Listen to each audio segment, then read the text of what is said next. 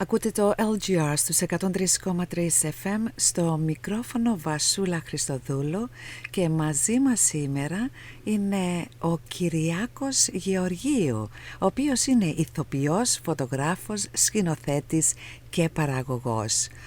Ο Kyriakos είναι ένας άνθρωπος με πάρα πολύ θετική ενέργεια και να πω πριν προχωρήσω ότι είναι γνωστός από την ταινία μικρού μήκους Southgate to Brighton και το ταινία μικρού μήκους επίσης When life gives you lemons, take them because there are none left in Tesco's.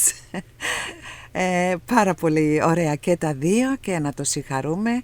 Και ο Kyriakos είχε το μνημόσυνο του πατέρα του 10 χρόνια τη Δευτέρα, όμως χρησιμοποίησε αυτά τα δύσκολα χρόνια, αυτό το δύσκολο περιστατικό της ζωής του με ένα καλό τρόπο, με θετικότητα, και θέλει να μοιραστεί αυτή τη θετικότητα μαζί μας, γιατί στόχος του είναι να βοηθήσει άλλους. Hello Kyriakos, it's really nice talking with you again. It's always a pleasure actually, because you are such a positive person. So welcome to LGR. Thank you, it's a pleasure to be here. Okay, Kyriakos. So it was 10 years that you have lost your father on Monday. Yeah. First of all, I mean, how do you feel? It was quite.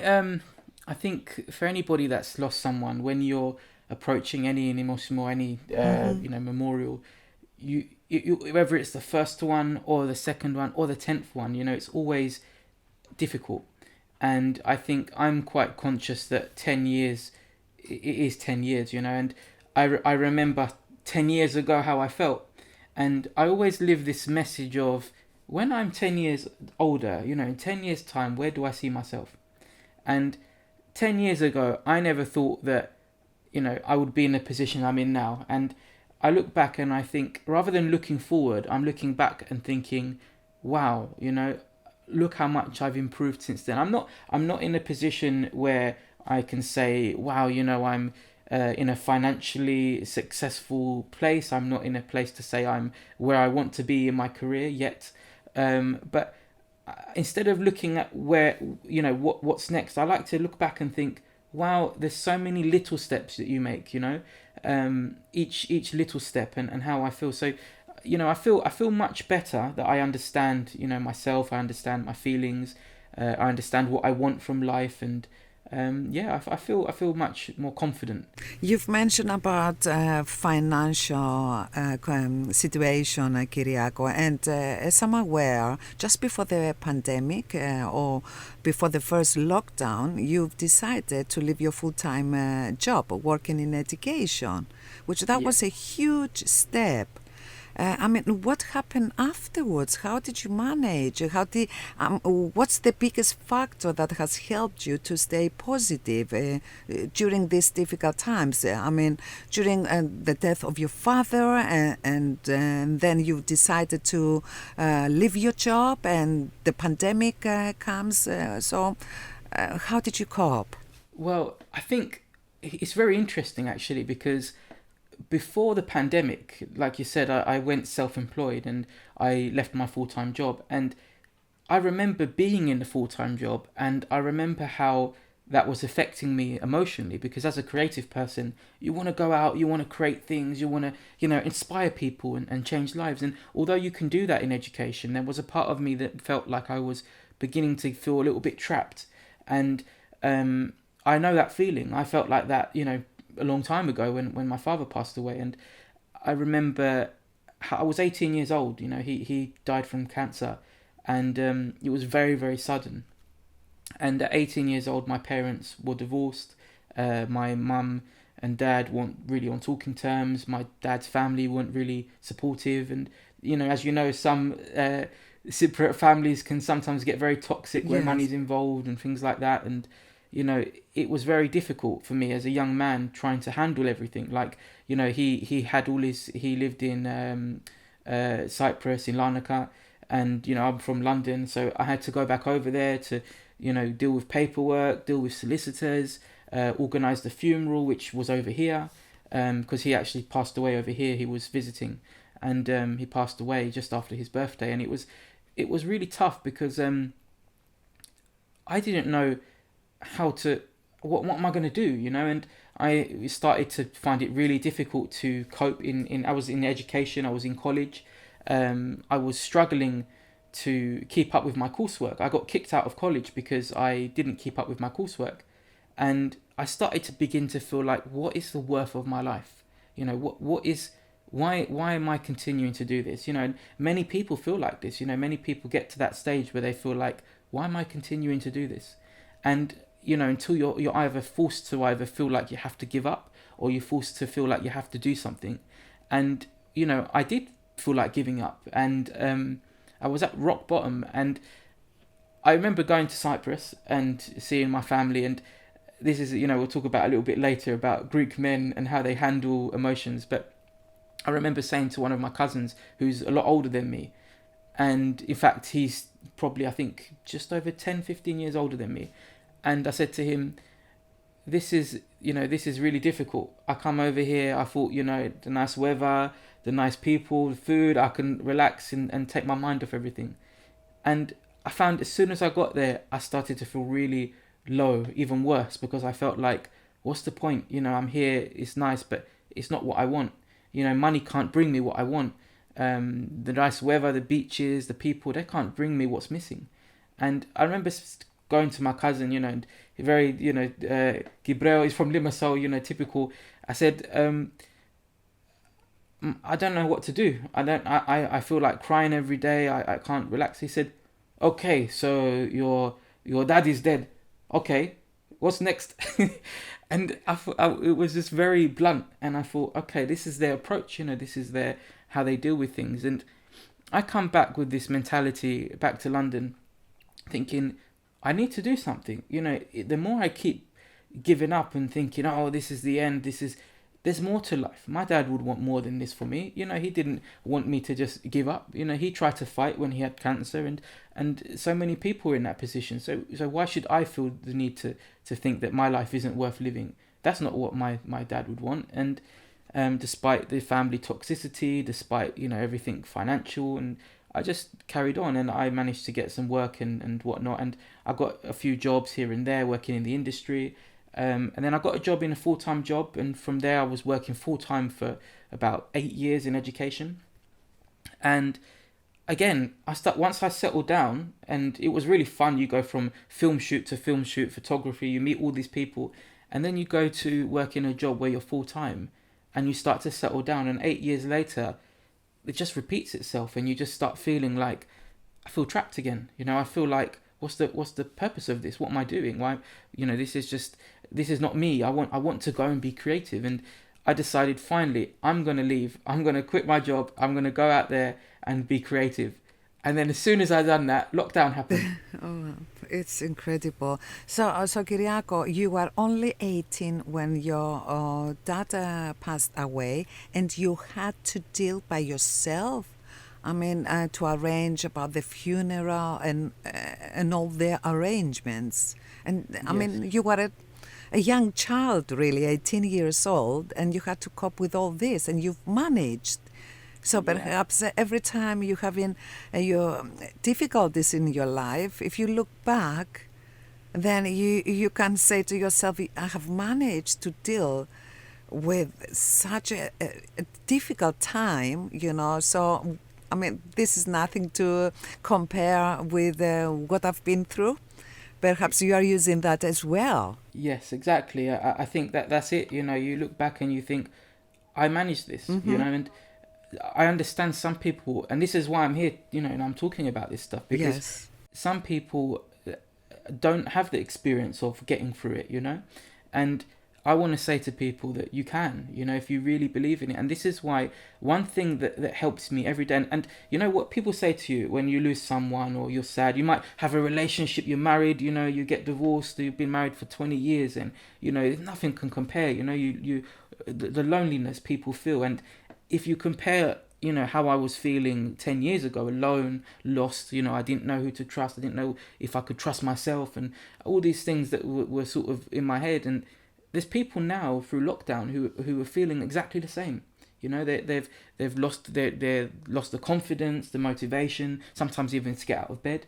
And I sat there, and I'd be really honest, during this lockdown, I was fine, even though financially it was difficult for me because I put all my eggs in one basket and wasn't expecting this. So I used I did for the first few weeks. I did start to feel quite low. I remember in was it March time, and I had my birthday in April, and it was right at the beginning of the lockdown, and I thought, wow, I can't believe where we are now. I can't see anyone, and I started to think, you know what? There's more to this. There's more I can do. Like, I can make something. I can do something, and that's where I made my short film, and from there, that was really successful. And from that point onwards, I created the South London Film Festival, and to think the amount of people that have been supportive over it, and it just goes to show that if you really do believe in yourself, you can achieve anything. And as cheesy as that sounds, like the biggest advice I can give to anybody when it comes to dealing with things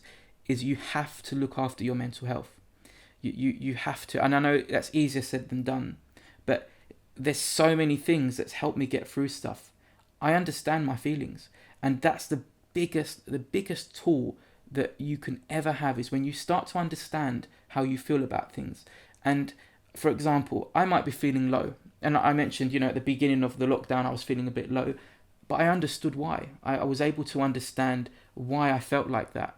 And I've learnt from my dad, and I think about him every day. When they say time heals, and time, it doesn't heal, because it never will bring back the thing that's missing. Whether it's your husband, your wife, your parents, your children even, it's never going to bring it back. But what you can do is learn to understand how you feel about these situations. And I've been very vocal about it. We wake up every day, we take time to brush our teeth, we take time to wash. We always make effort. So even if you're running a little bit late to work, you always make sure you've got time to brush your teeth, because no one wants to go to work or to school with smelly breath. We all try our best Exactly. to make effort. But why don't we take time just to have 5 minutes or 10 minutes to ourselves to understand our feelings? And even on Monday, when it was the 10-year anniversary, it was, I can't go, we can't do the normal things that we normally do. You can't go do an Imosimo, you can't, it's not the same. And I thought to myself, well, I need time to understand how I feel. And this was Monday, and I sat down for 10 minutes. I just laid down, and I allocated time. I said 10 minutes, no more than that. I wasn't going to waste the whole day. And I sat there, and I was just thinking about how I felt. Do I feel sad? Do I feel angry? Do I feel all sorts of things? And it's okay, just like it's normal to feel happy when something good happens, it's normal to feel sad when something bad happens. We shouldn't beat ourselves up if we feel sad. Like we shouldn't, when something happens that, like, you bang your foot on the table and you go, you're allowed to be angry about that. You're allowed to, it's normal.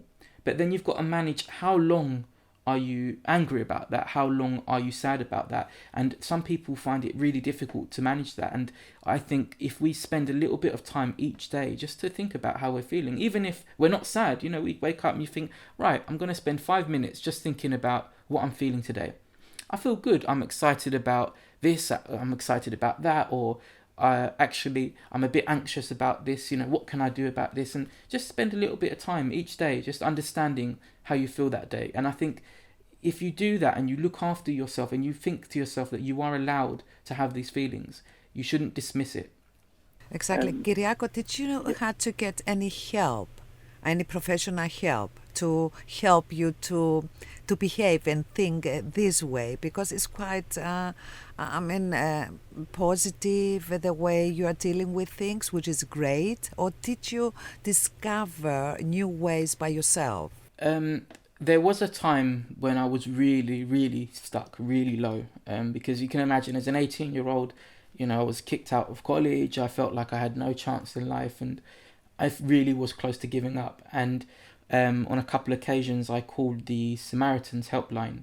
I can't ever thank them enough for the people that saved my life, because I probably would have given up. And And I think I'm sure you guys can put the number to Samaritans on your website, but there's loads of helplines, loads of people, and Samaritans are there anytime, 24/7. You can call them, and it's free to talk to them, and they just talk to you and just listen to you, and sometimes you just need to be heard. So yes, professional help is good. In regards to coping mechanisms, I think I just learned to just deal with it that way. I think that's just we all have different ways. I remember someone saying to me that when they miss their loved one, they light a candle and they just stare at the candle, and just imagine they're just like they talk to the candle like they're talking to their loved one. People have all different ways of, and there's no right or wrong way, Absolutely. Yes. So how would you define a meaningful life, Kyriako? And would you say now that you are living a meaningful life?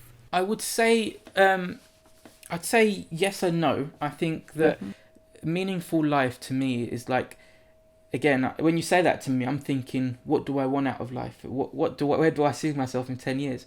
And I look back and I think, this is what I wanted back then. Did I achieve everything? Not really. I'm not, in a position where, I'm fully financially stable. I'm still trying to find a way out of situations, but I'm at a position where I'm a lot stronger than I was. And meaningfulness to me is what's important to you. And it's all down to an individual, because for me, I'm not interested in being rich and having loads of Lamborghinis, and although that would be lovely, but that's not what I'm after. I want to be comfortable. I want to be able to inspire people, and everyone says all that stuff, or what if you're this live each day like it's your last, and all that stuff. In a sense, it's true. I don't think you should go do crazy things because you think it's your last day. But if someone said to me, you've only got, because this was a thing, when my dad passed away, I went to his house in Araripo. And I found a piece of paperwork that said, 3 months was his prognosis. And I thought to myself, wow, just imagine seeing that piece of paper. And the thing is, he never told us. He never told us that he only had so long to live. And I thought, just imagine seeing a piece of paper that told you had 3 months left to live. And I always remember that. And I remember seeing that paper, and I broke down when I saw it. And I thought, wow, the poor man was holding all this in. And I think if I was told you only got X amount of time, what would I do with it? And I think my main thing is to talk about things, inspire people, like anything you can do that will make life positive for yourself or the people around you, do it. Like me talking to you now about this, if one person hears it and thinks this might help me, then I've done something meaningful. And to me, I can live knowing that, like those people helped me at the Samaritans, that someone else might be helped because they heard this message. Absolutely, and thank you so much for sharing this with us, Kyriako.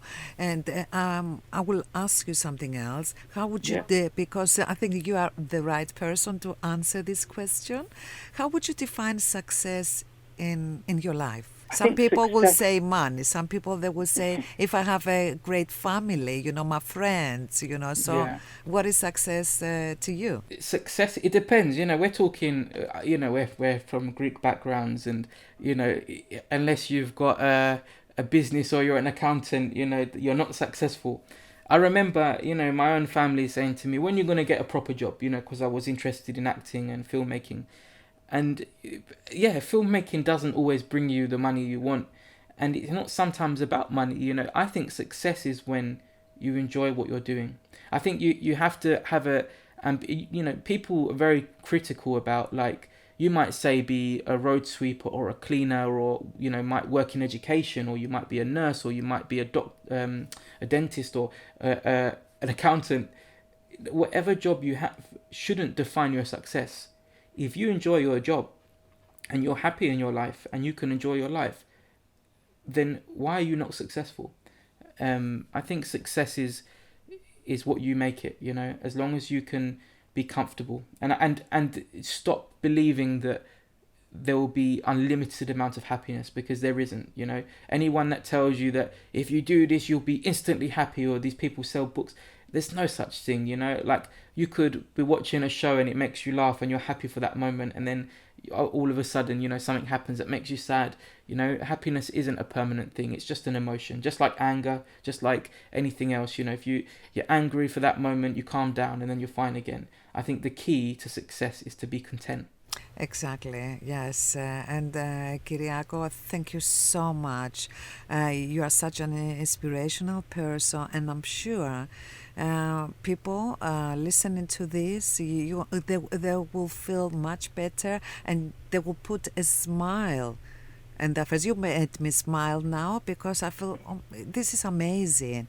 I like, because you went through a lot. You went through a lot, but you didn't give up.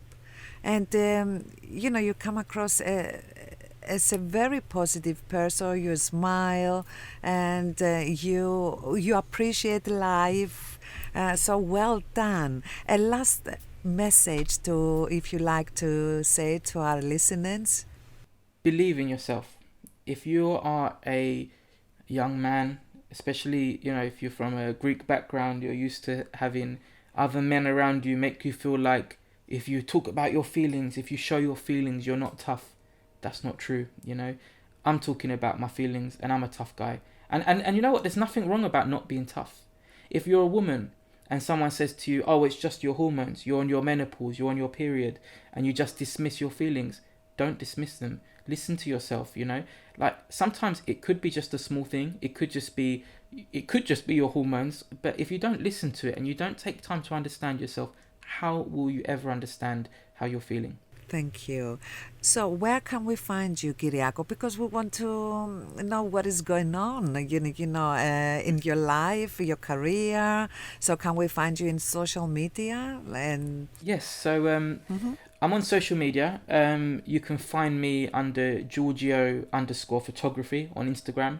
But if you want, you can get in touch with me on the South London Film Festival. So you can just type it into Google. We're on Facebook. We're on Instagram. We're probably a little bit more active on Instagram. I think we're on Twitter as well.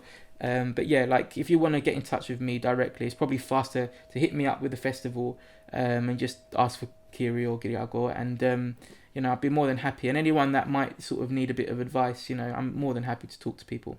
Excellent. Thank you so much. And about your film, because I love that film with the Lemonia.